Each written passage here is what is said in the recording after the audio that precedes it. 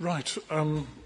Dr. Gonzalez, please go ahead and make your case. Thank you. Thank you. Okay, so I am going to summarize points from my written statement. I'm probably going to jump through some and just focus on the ones that are more important. So, just to start... You may need to make quite sure that your microphone is yes, okay. close to you. Yeah. So just to start, my name is Dr. Sara Gonzalez, and I'm an Associate Professor at the School of Geography, University of Leeds, since 2006. My PhD was awarded by the University of the Basque Country and was on examining an urban regeneration process in the city of Bilbao. But in the last 5 years, I have developed an international research agenda around traditional retail markets, such as Seven Sisters. And I have a forthcoming edited book titled Contested Markets, Contested Cities, Gentrification, Urban Justice and Retail Spaces, where we investigate the situation of markets in 8 different cities across Europe and Latin America. And my own chapter studied the struggle of 3 market campaigns in London, including the Seven Sisters market. Okay. So I'm going to particularly focus my case on several points. The first one being the current community value of Seven Sisters market and more generally the community value of markets, which is the research agenda I'm particularly developing at the moment. I'm going to also talk about the stigmatization and neglect prior to development, not just in the case of Seven Sisters and Ward's Corner, but wider in the literature. The links between neglect, stigmatization and gentrification. The negative effects of relocation for traders, again, that are discussed in the wider literature. Displacement of customers and market users and the concept of loss of place.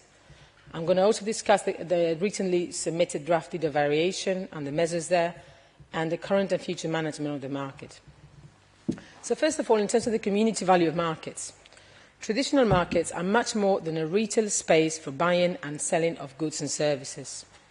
They are in fact community spaces, which can provide benefits to people in the area where they are located and beyond, particularly to vulnerable groups. And Harrington's Council's assessment of the proposed scheme, however, has failed to some extent to appreciate this complex community value. The academic and policy literature markets identifies 3 aspects of community value. We can break it down, this community value, we can break it down to 3 different aspects. The economic value. Markets provide affordable food, products and services, as well as creating opportunities for low-cost business opportunities, higher employment density than supermarkets, adding footfall and vibrancy into high streets. They also have a social benefit. The markets can act as platform for social mobility and the development of community ties and trust, and cultural, which has been discussed widely in this case. Markets that recognise as spaces for experiencing a diversity of cultures and ethnicities through consumption and provide a sense of place for migrants, ethnic minorities and vulnerable citizens.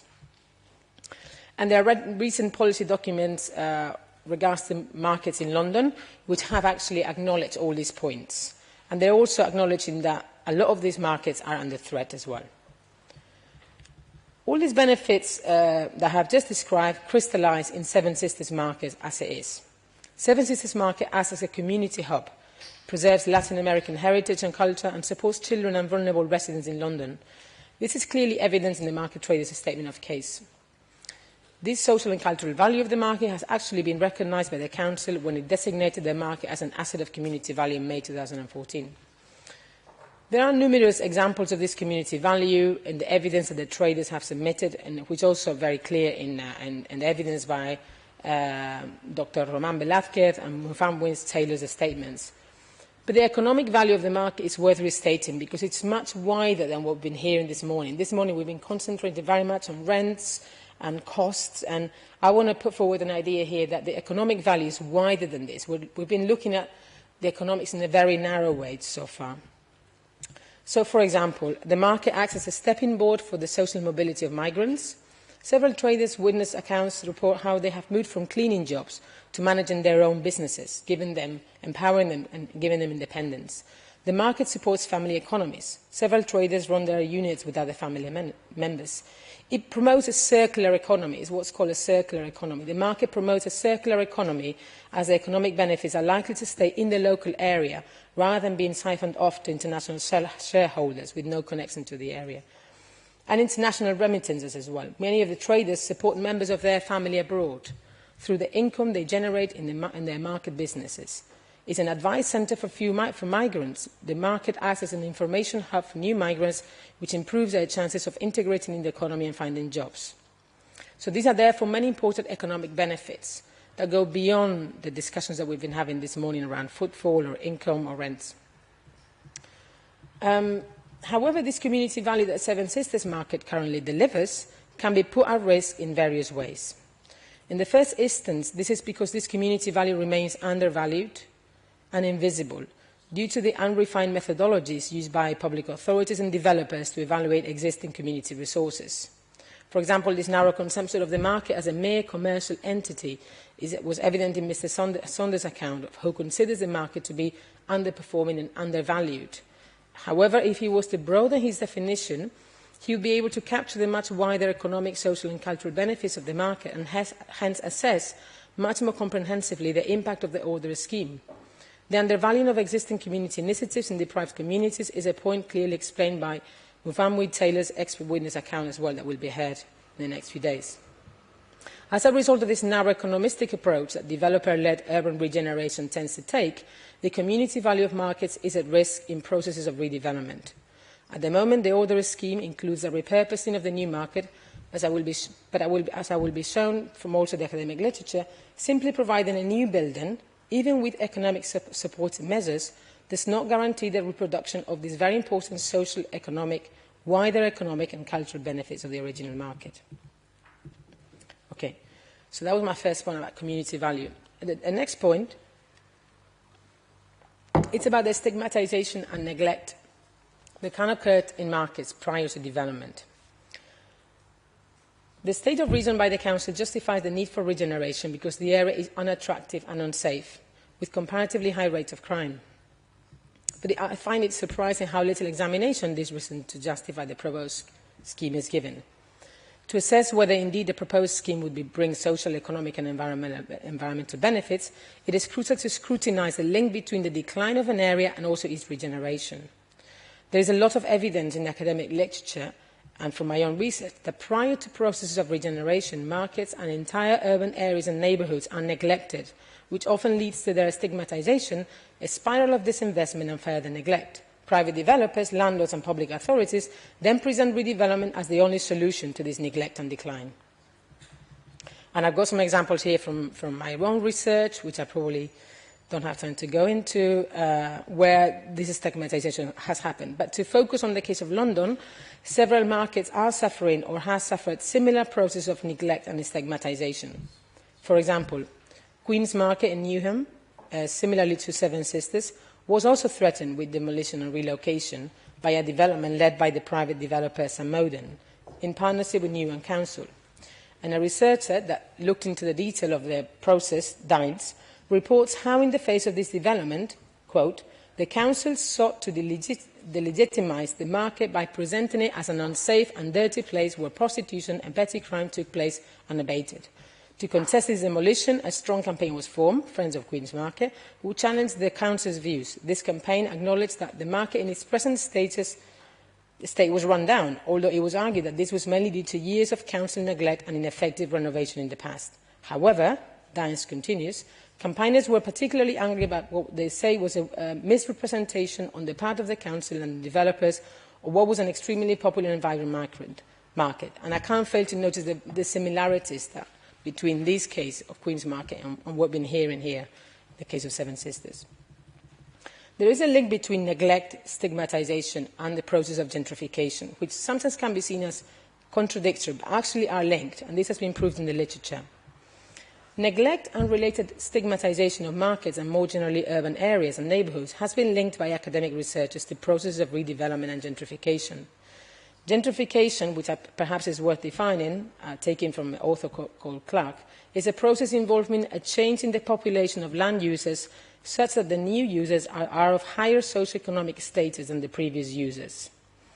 Gentrification often has been associated with residential gentrification, but there's now ample evidence that retail gentrification is taking place, in London definitely, but globally around the world. Okay, I'm just thinking. Another very well-known researcher, at least a critical human geography called Tom Slater, stresses that research evidence has revealed an intense and direct relationship between the deformation of a place, stigma, and the process of gentrification. It is worth quoting him here. He says, "Deformation of an area can provide the groundwork and ideological justification for a thorough class transformation of urban space, using involving housing demolition, land clearance, and then the construction of housing and services aimed at a much more affluent class of resident." So I'm just making these parallels with what's been discussed in the literature to kind of try to explain how what we've been hearing here, it kind of touches on existing academic evidence. And it provides solid background to understand the neglect that Wards Corner and the Seven Sisters Market have been subject to by landowners and managers. I mean, Wards Corner Community Coalition has been denouncing for many years this neglect and this investment in their numerous contributions. And I mean, I had some quotes, but you can read in my account. I think it's been put clearly by objectors here that this is a situation that has been ongoing for a long time, that the landlords have been not interested in investing in the market. And more recently, the traders have been denouncing the lack of action by the recently appointed market manager to act on repairs in the building and tackle antisocial behaviour in areas surrounding the market. Okay, now I'm not going to deal with the negative effects that relocation of market traders can have, again, building on the wider literature. The developer Granger is committed to repurposing the market, but it's very likely that the character and community benefits of the current market will disappear or diminish very significantly. There is now ample evidence that markets in the UK and internationally are undergoing processes of transformation, and many are being redeveloped. Many of these involve traders being redeveloped. For example, my own research in the redevelopment of Leeds Kurgan Market. Leeds Kurgan Market is a very big market, one of the biggest in Europe, and this recently underwent an investment of around £14 million by Leeds City Council.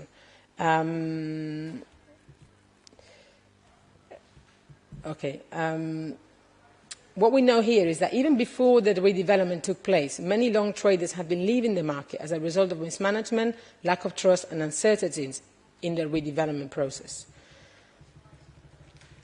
Another example of a trader relocation case is Blackburn Market, where long-term traders were displaced when it relocated to a shopping mall in 2011. In newspaper reports, long-term traders explained that by the time of the move, many traders had already left, and that many of them were not moving because the new promised stalls were not the same right size and the rents were much higher. And it is worth noting that the relocation of traders to a new market in Blackburn was managed by Quarterbridge, who we know about.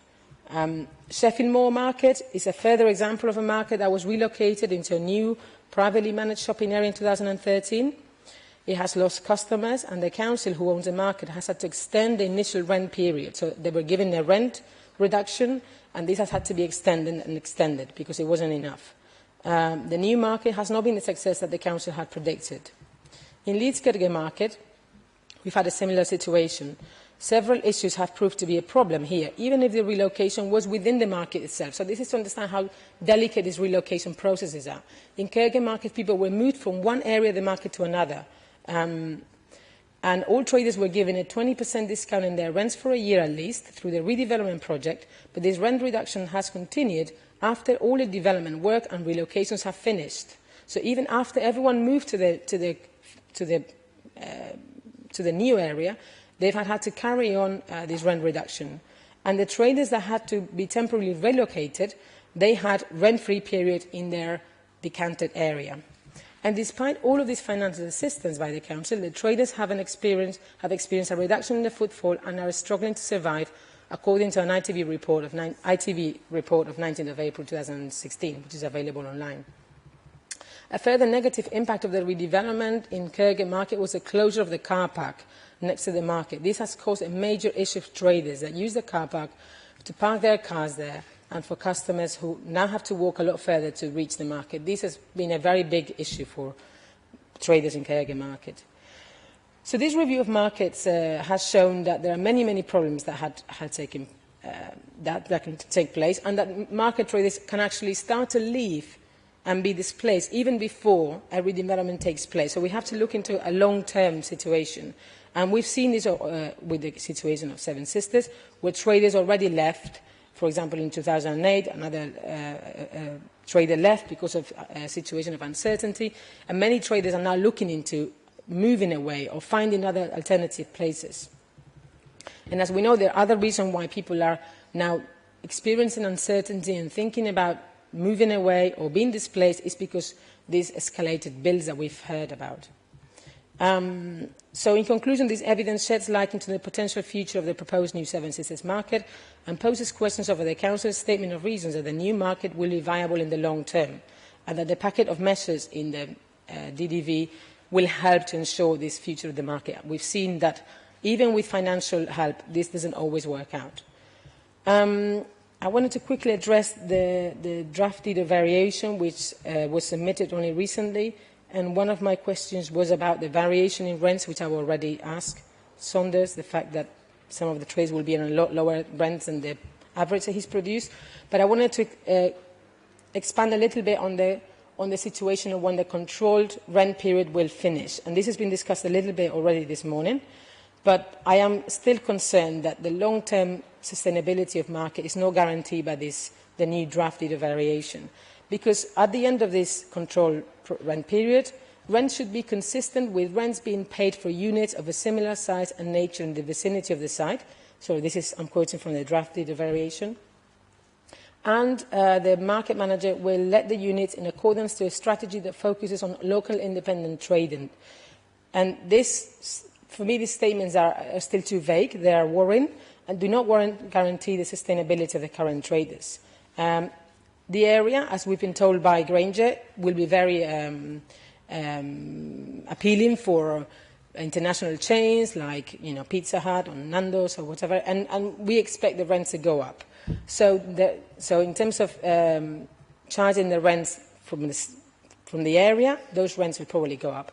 And this focus on independent trading is too vague and could mean high value and premium independent boutiques, which cater for very different clientele to the one supported by Seven Sisters at the moment. I mean, this has been already discussed this morning, but we know from the international evidence that there's a kind of a trend of boutiquing. So independent retailers is a too broad term. It doesn't capture the variety between low value and high value types of retailers. What we need is an assurity that there will be a space for affordable retail.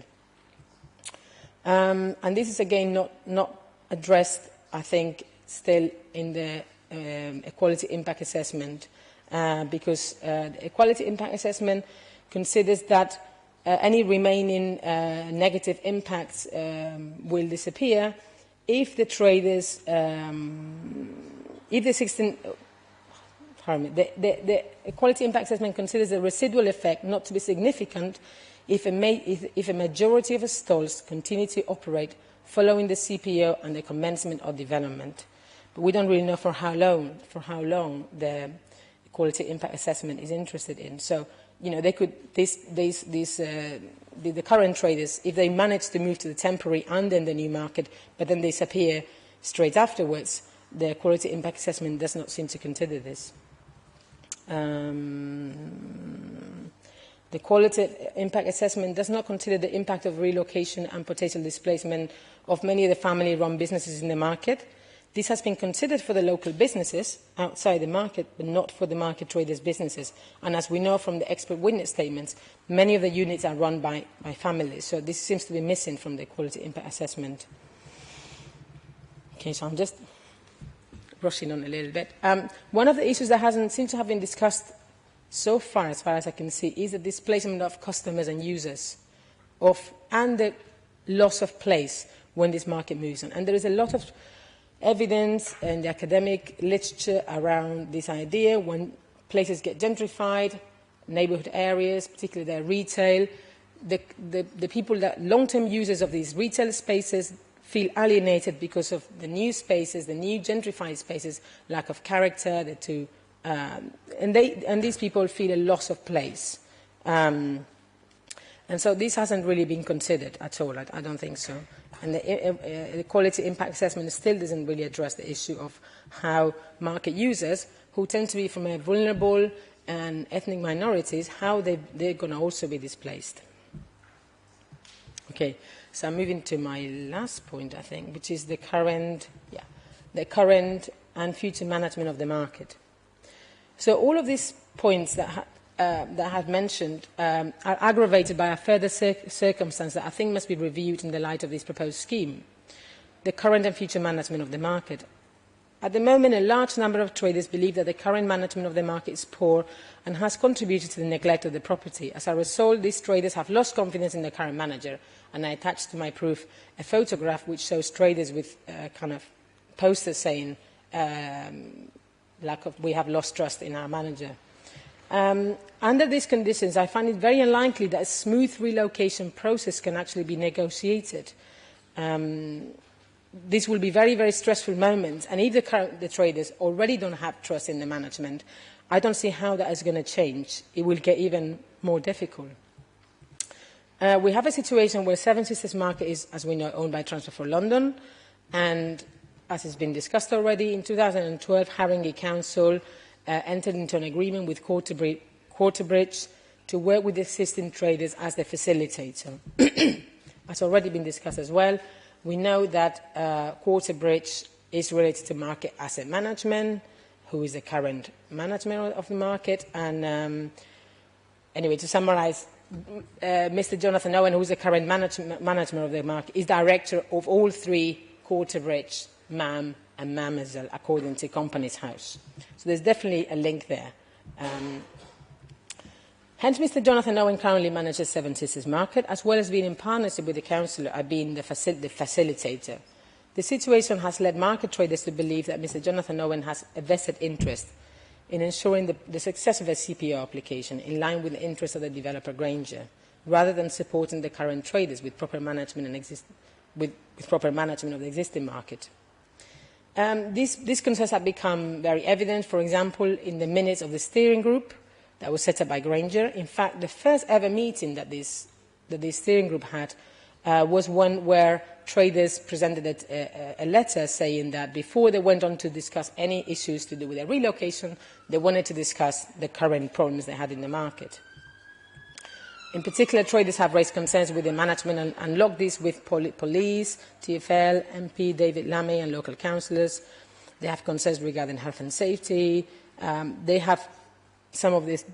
We heard before that traders have got issues with maintenance. They have raised this, and they don't feel that MAM is currently doing as much as they could, given also what we've heard about the profit that this company is making at the moment. I mentioned as well in my questions to Mr. Saunders the investigation that Transfer for London took very recently in the last few months, where Mr. Saunders used offensive. Well, their investigation was looking at the fact that Mr. Jonathan Owen used offensive language in meetings and in personal conversations with traders, and threatened traders, telling those present at a meeting that, quote, "If I wanted to, I could get rid of 90% of the traders here." As a result of this investigation, Mr. Jonathan Owen accepted that he had caused offence and apologised. However, these problems have persisted, and we have heard about the recent hikes in bills for electricity and so on, and I've been hearing more cases of this. The Transfer for London investigation provides an insight into these trade and management relations at Seven Sisters and shows a lack of trust that numerous traders have in the management. It is therefore fair to assume that this relationship will not improve and more likely will deteriorate if the CPO is confirmed. I think this factor casts a very significant doubt over the Council's assertion that the current proposal will make the market viable. The draft deed of variation places an enormous responsibility over the market facilitator to make the relocation and the new market a success. But as Mr. Owen is also the market facilitator, this is a matter of serious concern. Unfortunately, issues of conflict of interest and trader management mistrust have arisen in other markets where Jonathan Owen has been involved. For example, and I found this in newspaper reports and public information, in Leeds, Queen's Market, Brixton and Colchester.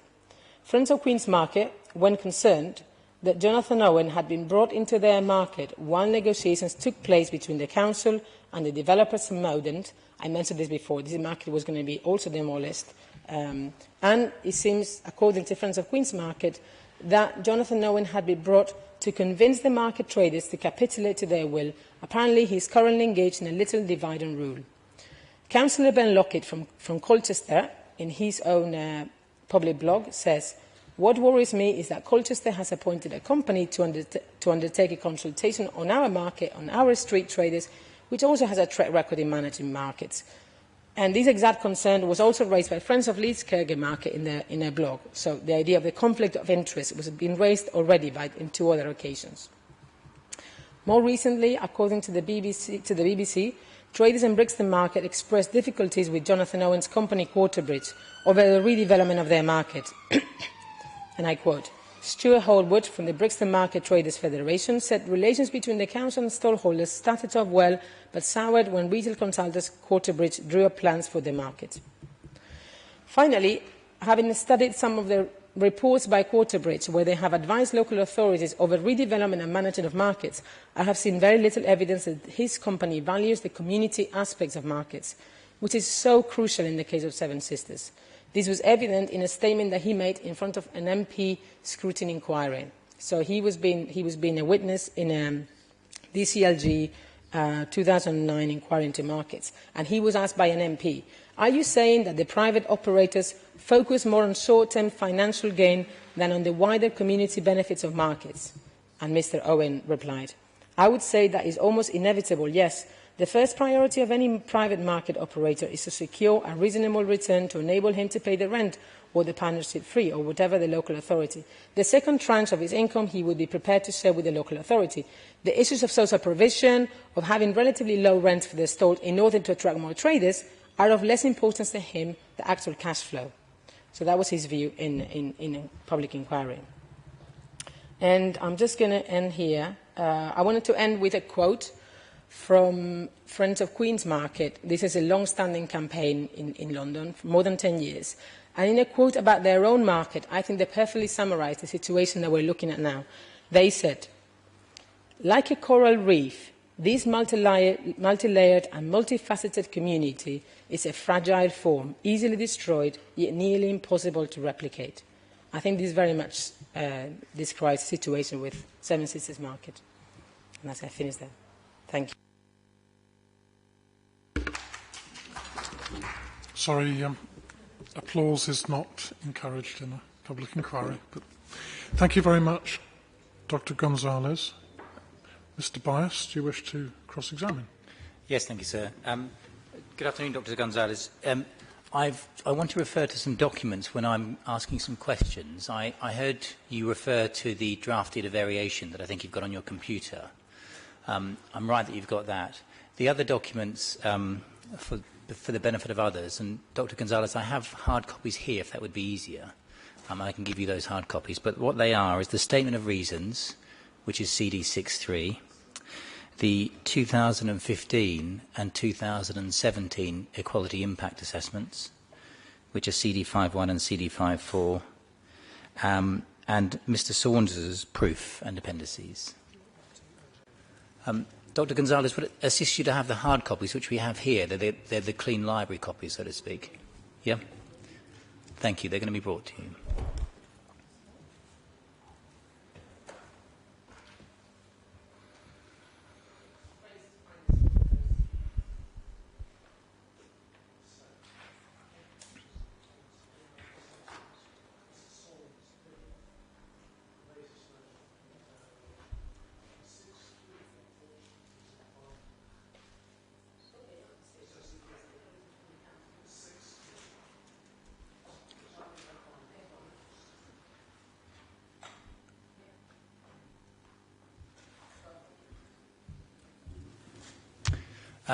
So, Dr. Gonzalez, could you take up your proof then, please? And if you could go to the first page, you explain at the bottom of that page, in a paragraph number 1, it's the second number 1 on that page, it's just a typographical error, that your statement's based on a number of matters, which you then set out: academic literature, materials on the redevelopment of Seven Sisters, materials produced or shared with me by Latin Village, policy and think tank reports, your own research, and other information found on the internet. Can I just ask, first of all, they're quite broad headings, so if you can assist me first of all, when you were preparing your report, what information was it that you looked at in respect to the measures to protect the traders in the order scheme? You referred to the draft deed of variation in your oral evidence, but I couldn't see any reference of it in your report. Sure. I mean, when I wrote my statement, those weren't available, so I couldn't refer to them. So I subsequently obviously been made aware of them because there's been a planning application and I've seen them on the Persona website. So I then examined those, the draft deed of variation.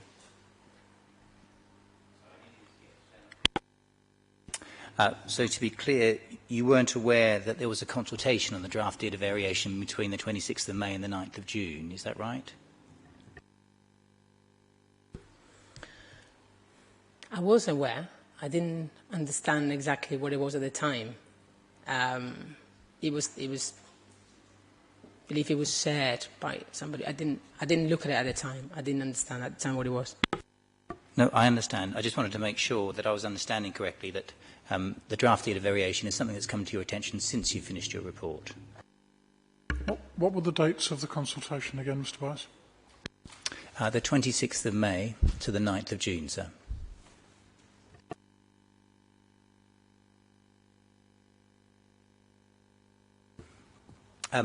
And again, I'm not seeking to criticise you at all. The 2017 Equalities Impact Assessment came out, I believe, after you probably prepared your report. Is that right? Same thing. So I referred to the 2015 one, but I since then have looked at the new one. Since I submitted my evidence, I have been able to look at the new one. Thank you very much. If you go back onto the first page of your evidence, please. You explain that your expertise is around traditional retail spaces, such as markets. So far as the scope of your report is concerned, your report, my understanding, and correct me if I'm wrong, but its focus is on the position of the traders, the users of the market, and the reprovision of the market. Is that right? Yes, as opposed to what? What else could it be, sorry? And then, if we can turn over to your page 2, paragraph 4 on that page, and you read out these bullet points in your presentation. You explain that you develop your argument by focusing on the following points, and all those points relate to the market and the users of the market. Is that right?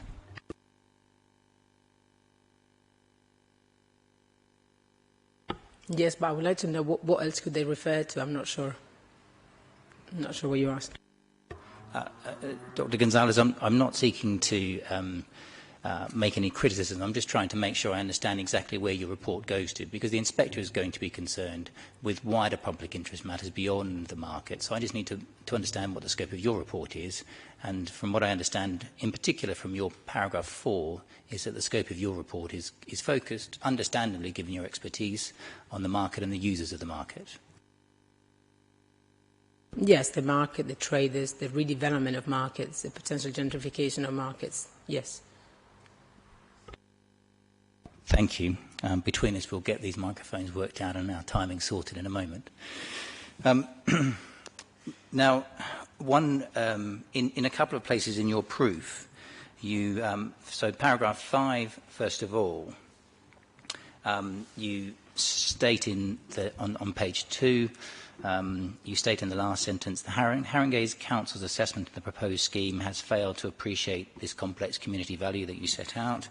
And you also say at paragraph 35, further on in your proof, you make a similar sort of criticism where you say that the Council has not considered the issue of the displacement of market users in depth, and no research seems to have been conducted on the potential negative effects of the CPO for the customers and users of the market. Yes? Do you see where you said those things? Yes. Now, they're very strong statements. I just want to make sure that I understand the extent to which you are saying you mean to say these in a very strong way. First of all, with reference to your paragraph 9, you make reference to the fact that the Council has recognised the Seven Sisters Market as an asset of community value. And I'm sure you know that an asset of community value is designated when there's a use that furthers the social well-being or social interests of the local community. Were you aware of that? Yeah. So at least to that extent, the Council is aware of the cultural importance of the market? To this extent, yes, and this was because the community actually made the groundwork and the evidence was put forward by the community. So what I'm trying to say is that there hasn't been enough. I don't think there's been enough research on this. Is wider community aspects of the market. I don't see it in the methodologies that have been used. And you also make reference in your report to the 2015 Equalities Impact Assessment. Could you pick that up, please? It's CD 5.4, I think. CD 5.1, I'm sorry, yes. The 2015 Equalities Impact Assessment.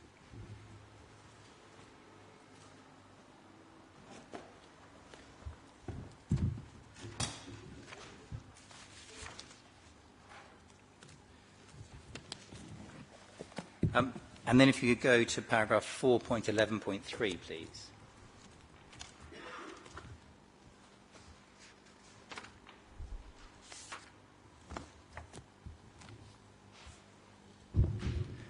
And in this paragraph, you can see that the assessment that's been undertaken, that was undertaken in 2015, refers to the loss of existing shops, and refers to the fact that the market provides a hub for social as well as commercial integration for this group, being the local Latin American community. Can you see those references? Yes. So, plainly, at least again to this extent, the Council has taken into account the wider social and cultural importance of the market and the wider and social and cultural importance to users of the market in so far as it's taken account of the 2015 Equalities Impact Assessment. I haven't seen really what this paragraph is based on. I don't see that there has been a research. For example, this kind of consideration would need a very qualitative analysis of the market users. I haven't seen anywhere, I mean, I've seen there's been interviews and surveys with the traders, but I haven't seen any survey with market users. I'm not sure what the base for this paragraph is, because I haven't seen any research that is backing up this point. I would expect this to be based on very qualitative analysis, surveys. I've never seen that. And the fact that then this is not picked up on the 2017 version made me still want to discuss that point, because it seems to have disappeared from the next version. Just to be clear, you're not disputing the point that they make there, though, are you, Dr. Gonzalez, that the loss of the shops and market poses a potential threat to the cultural connections of the Latin American community, and that, given the evidence that the market provides a hub for social as well as commercial interaction, you say that there's no evidence to back it up, but they're making the same point that you're making, I think, aren't they? Yes, and I think they probably have picked it up from speaking to traders, so but they haven't done a thorough analysis of what this means, and therefore they say the proposed measures to safeguard, will be able to mitigate this, but I don't see where this is exactly based from. So I'm basing my own analysis from other published literature and research and my own primary research, but yeah. Dr. Gonzalez, forgive me if I'm misunderstanding the point that you're making in your evidence, but I understood your evidence, your report, to be saying that this issue hasn't been taken into account by the Council. And so my point of putting this passage in the EQIA to you is to demonstrate that it has been taken into account. And you can see that it has been considered in the EQIA in that passage, can't you? Only very little, I think. I mean, it's only a very small point, and it disappears in the next version, so I don't know. If you could then take up the 2017 EQIA, just on that point that you've just made, it's CD54, and if you turn to page 47 of that document,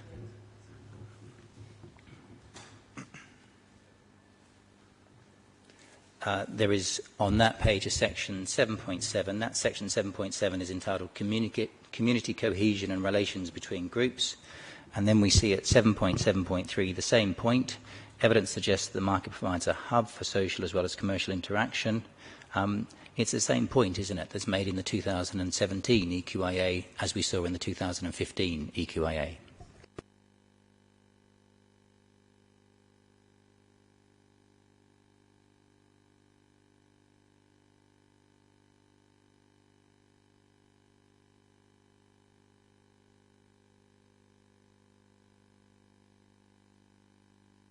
I can see that you're reading it. Well,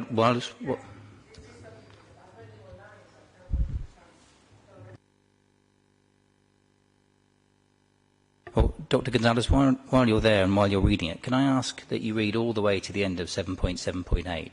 Just read through that to refamiliarise yourself with what it says, and then I'll put my question to you again and ask one other question.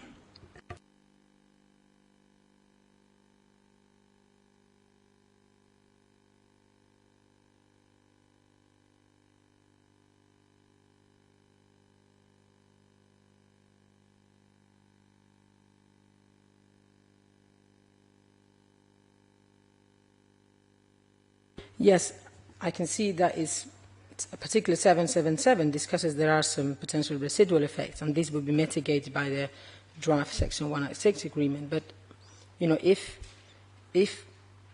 I don't necessarily think that this financial help will resolve the future sustainability of the market, then I don't see how these are being mitigated. So far as your point is concerned that no research has been undertaken in respect of community cohesion matters, we've got the 2015 and 2017 equalities impact assessments, and we can see at 7.7.7 that the potential for residual indirect equality effects is noted, but the conclusion in the last sentence is that the measures set out in the Section 106 and draft Section 106 variation, the DDV, should minimise these effects. So it's clear, isn't it, that the effects of the redevelopment on customers and users of the market has been considered, including in light of the draft deed of variation? They seem to have been considered, but they haven't been completely mitigated, because if the Section 106 variation is not going to help, as I'm trying to argue, in the long term, and potentially after 5 years some of these traders might eventually have to go, then this, according to my assessment, this has not been mitigated.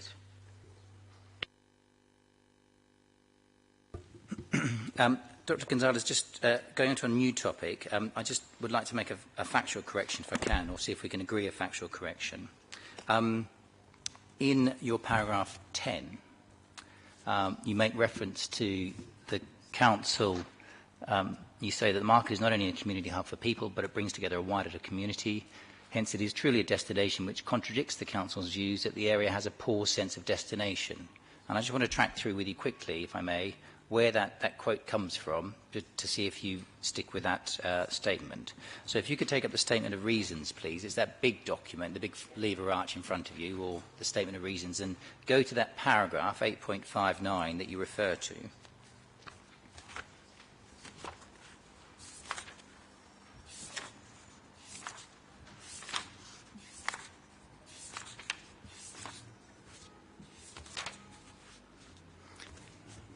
It's on page 39. Do you have it? Yes, sorry, I do. So, just to be clear, we can see, first of all, from the heading above, Roman numeral 4, that this comes under the heading dealing with the promotion and or improvement of the environmental well-being of the council's area. Yes? And if you turn back 2 pages to page 37, you can see a heading, Roman numeral 3, where it deals with the promotion or improvement of the social well-being of the council's area. Yes? And then in the section, if we perhaps just most conveniently go to page 39 again, before we go look at 859, so far as the market is concerned, the end of 856, there's a conclusion accordingly enhancing the market as part of the wholesale regeneration of the order land is a tangible benefit which would improve the social well-being of businesses, traders, customers, residents and visitors to the council's area.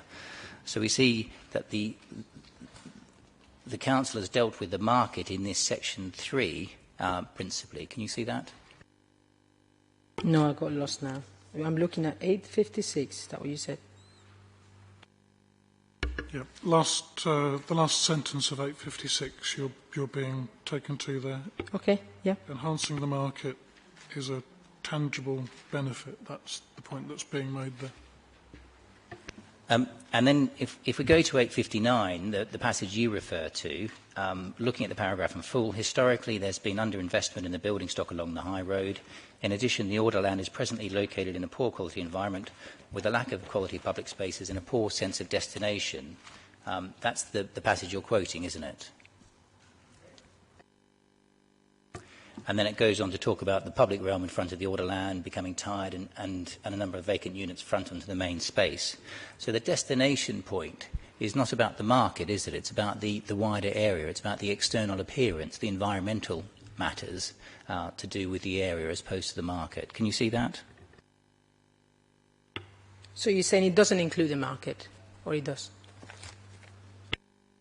I'm saying that the focus of this passage that you draw your quote from is to do with the environmental matters, this heading 4, which relates to the external appearance. It's referring to the high road, the general area of the order land being in a poor quality environment, with a lack of quality public spaces and the poor sense of destination referred to there. That's all about the public realm spaces as opposed to the market. Can you see that?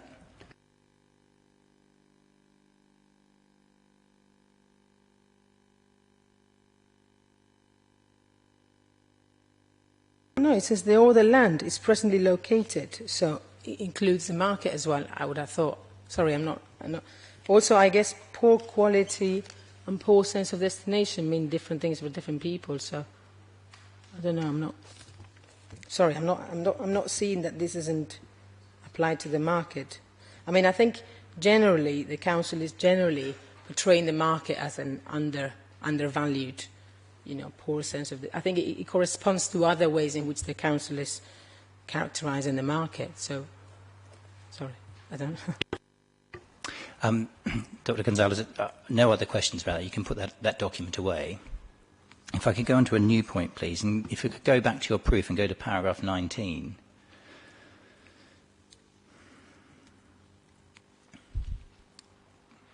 And this is in the section entitled Links Between Neglect, Stigmatisation and Gentrification.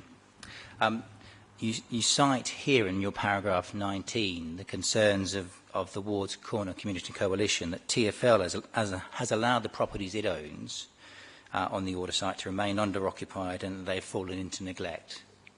Can I just ask a few points of clarification about those matters, please? First of all, is it your view that the market buildings are neglected and need investment?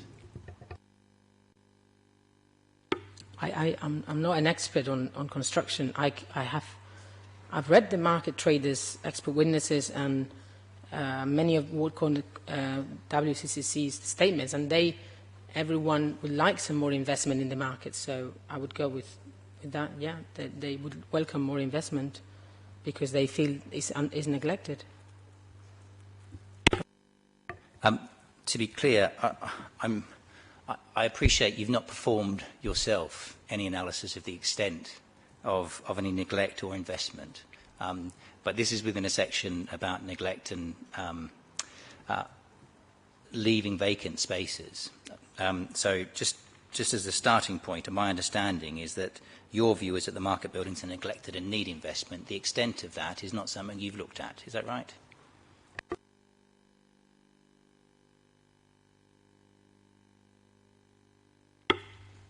I wouldn't know how. I don't know how. I wouldn't know how to qualify the extent. It needs investment because the traders have clearly expressed that there are several concerns, like we've seen here, we've heard about. roof, leakage, carpets, health and safety. So there's been a historical underinvestment. Yes.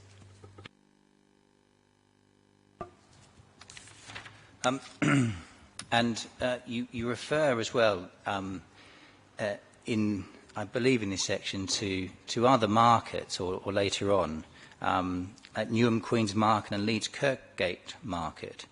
They're both markets that are owned by the local authority as opposed to owned by a third party such as TfL. That's right, isn't it? Yes, that is right. And so insofar as investment is needed or the buildings have been neglected, it's for TfL as landowner, is it not, to decide whether or not to undertake that investment based on its assessment of whether it's viable to do so? Could you repeat that again? Is it TfL? What? Given that TfL own the market buildings, it's for TfL to determine whether or not it's viable to invest in the market buildings and improve them or not. It's TfL's decision as landowner, not the council's in this case. Yes, it's the TfL as a public. TfL is a public authority, it's a public. I can't know exactly what, but it's a public body, I guess. Yes, it's certainly a public body, but it's not the same public body as Haringey Council. It's a different public body, and it's for TfL to make its own decisions, its own independent decisions as to whether or not it's viable to invest in its assets. Yes, it's their responsibility. I guess they've got a corporate social responsibility agenda as well that they would have to pursue, and I guess these would fall into that as well. I'm not so sure. Yeah. If we could then move on, please, to your paragraph 20. This has the heading of negative effects of relocation for traders. And you say at the end of this paragraph, it's been pointed out by the market trader's statement of case that there's no reliable means of knowing how successful the new market will be, and therefore it makes the evidence from other market relocation examples very relevant. You see that? Yes, I do, yeah. It must be right that the package of measures provided for the traders, provided to seek to secure the markets in any particular case, have to be looked at carefully to see how relevant other examples are. Yes, it would have been very interesting to have comparable examples so we could actually see in relationship. But what I assessed is the cases in which I know there has been extended rent-free periods or rent reduction periods, which they are somewhat comparable to what the draft leader variation is proposing.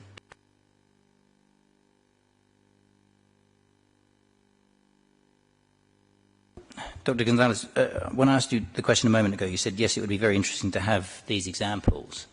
Am I understanding you correctly? And again, I don't make any criticism, but it's not produced in your report. I don't understand that you have got the package of measures, the 106 agreements or equivalent for these other markets, and that instead your assessment has been based upon the internet research that you've been able to undertake. Is that right? So the comparison is made on information that is publicly available of these other markets, which I have been able to see. So I haven't got exactly equivalent, but I know that, you know, the very important points that were discussed this morning were rent-free periods and rent reductions, and these I can see they have existed in these other markets, and I'm afraid they haven't. They have made a difference, but not as much as the traders would have wanted. So this is what I was trying to compare with. So Mr. Saunders' evidence earlier today was that he's not aware of any other example where the same sorts of measures, the same extent of measures, has ever been provided. So you can't contradict that evidence because you don't know with these examples. Is that right?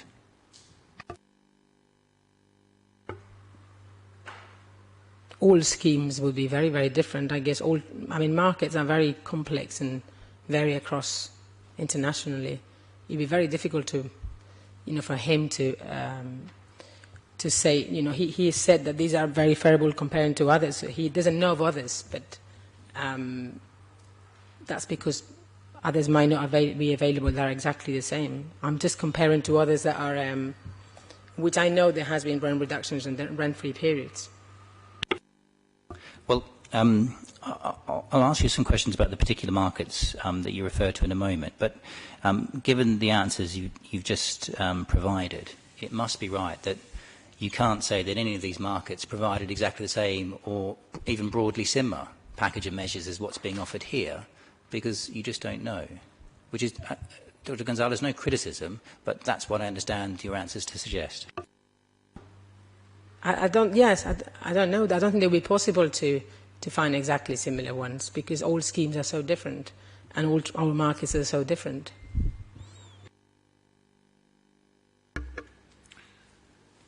Five past five, Mr. Byers. How much more? Not much. I'll cut out a few questions and be slightly more selective with a couple of points, but there's not much left. I don't want you to have to cut out anything that you think is important, but it would be good to get done with this witness. And I'm told that we can probably hang on till 15:15. So I'll keep that in mind. Shall we try for that? Yes, sir.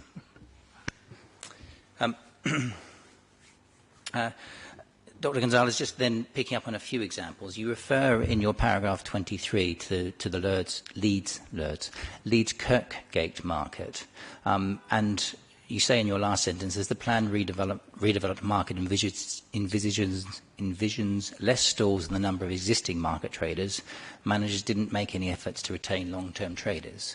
That is a point of distinction here, because all of the units are guaranteed to be re-provided, yes? This paragraph is looking at the need to look at displacement in the long term, not just when the scheme has started. So that's why I was making a comparison with Leeds Kurgan market. I'm very aware that this is a difference in that there were less units. But the comparison was here. I was trying to make a comparison to show that we need to look at displacement in long term. And then the Blackburn market, about 4 lines down, you say that many of them were not moving because the new promised stalls were not the right size and the rents were much higher. I'm not going to ask you lots of questions about rent. We've had a lot of that this morning. But so far as stall size is concerned, you're aware again that there's an offer to provide at least 90% of the size in the temporary market and at least the same size in the permanent market. Yes, I'm aware of that. And if I come back to the case of Leeds Kurgan market, which I'm much more familiar with, there was all sorts of questions that traders had when they were asked to relocate.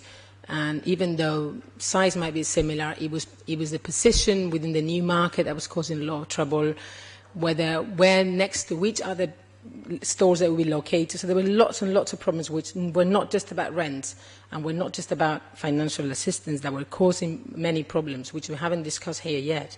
So that's what I was trying to bring out in these comparisons. And so far as rents are concerned, again, I'm not going to ask any detailed questions about rents. You'll be happy to know.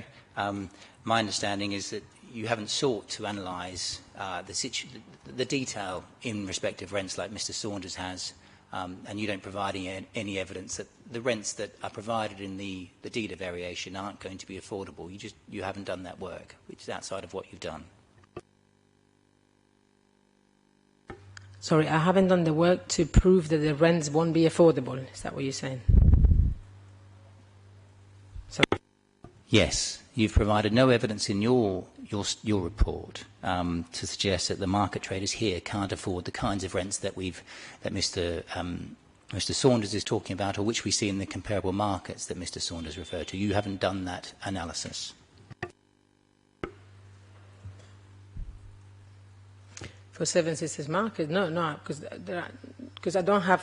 we don't have the exact rents. For example, we're going here with averages, so that is not really the broad picture. So my comparison was with other markets where rents have gone up, like it's likely to happen in Seven Sisters in the long term. And then the Sheffield Moor market. Paragraph 26, you say in your second sentence, as it moved into a new area, it has lost customers and the council who owns the market has had to extend the initial rent reduction. So again, that's a difference with the scheme here, because the temporary market is going to be across the road and the new market is going to be in exactly the same place.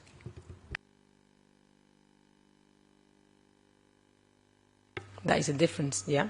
My point here was that even if they had provided a rent reduction, they had to extend that a lot more. So, that is opening the possibility that could happen as well in this case. The rent reduction that was provided wasn't enough. I appreciate this difference. All markets are different. It's very different. It's difficult to compare. So I'm just bringing out the issues to explain better the problems that might arise in Seven Sisters. Thank you. Just a couple of other points, Dr. Gonzalez. Your last section is on current and future management of the market. We've already discussed the condition of the property. So far as management is concerned, I'll see if I can take this briefly. You append various documents in relation to the investigation that was undertaken by TfL, and they, of course, pay a careful read in due course. But the outcome of the Transport for London investigation is that it concluded, in light of the apology offered and the action points that MAM undertook to undertake, including abiding by the TfL Code of Conduct, in light of all those matters, TfL decided it was appropriate to renew the lease with MAM. That's right, isn't it? That is the conclusion. I was using the document to give an insight into this relationship, which we can also get from the expert witness statement. So that is the conclusion, but it gives us this privileged insight into what happened in this market. And this is actually through interviews that TfL has conducted. So I thought it would be very relevant to mention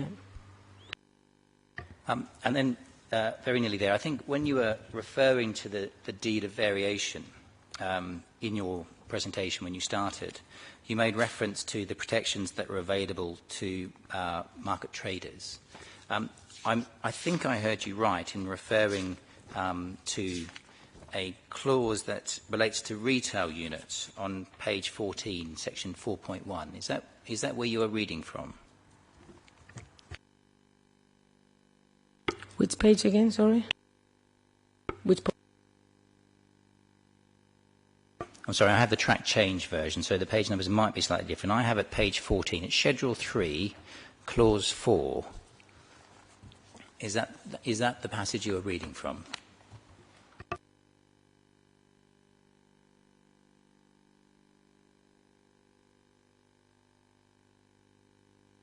Sorry, I also have the track changes. Let's go with that one. Just give me the page number. Yeah. It's internal page number 14. It's clause 4.1, and I understood that you were reading. It seemed to me that this is the passage you were reading from when you were talking about the protections available for traders. I just wanted to clarify if I heard right. Yes. So, Dr. Gonzalez, no criticism at all. This is the wrong section to be looking at for the market traders. What we need to look at, particularly for the permanent market, is the new market area scheme, which is on page 8.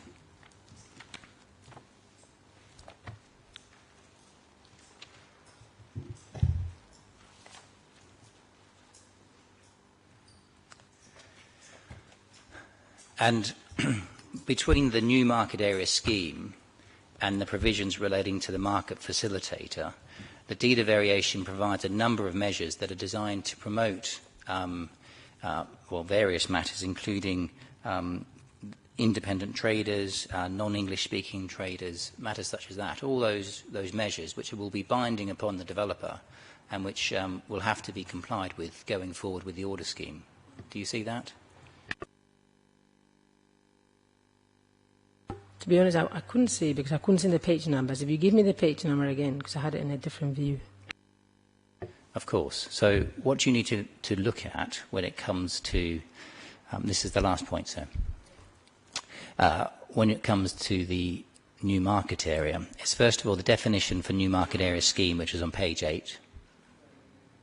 And then you also need to look at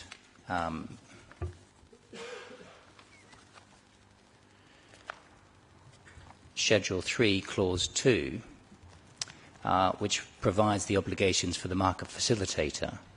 And if you go on to that, which is page 12, this provides a number of measures, including promoting the interests of non-English speaking traders, providing appropriate business support, assisting traders to continue to trade, advertising the proposed location, advertising the new market area, assisting individuals working at the market to find suitable alternative employment if appropriate. And we see that the overall rider with the objective in each case of maximising the number of traders and other independent local traders who elect to trade from the temporary market to the new market area. So those will be the obligations that will bite and which the inspector has to have regard to in seeking to understand the future of the market. Okay. Is there anything there? Sorry, is there anything there about what will happen to the rents after 5 years? Because I think that is the main problem that still remains. That after the 5 years, the rents will go to open market, and so that for me was one of the main points that was still remaining within the draft deed of variation. Dr. Gonzalez, I've noted that answer and the point you've made. So those are my questions. I have no others.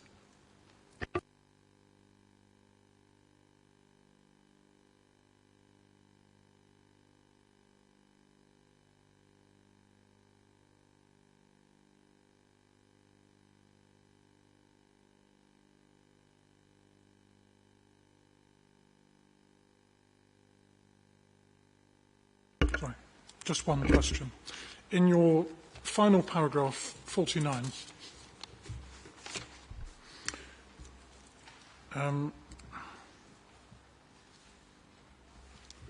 you say in the first sentence that, in conclusion, there's no compelling case in the public interest to justify the interfering with the human rights of those interested in the land. Is it your case? And I don't see where you refer to it in your proof. Is it your case that the human rights of the market traders will be interfered with?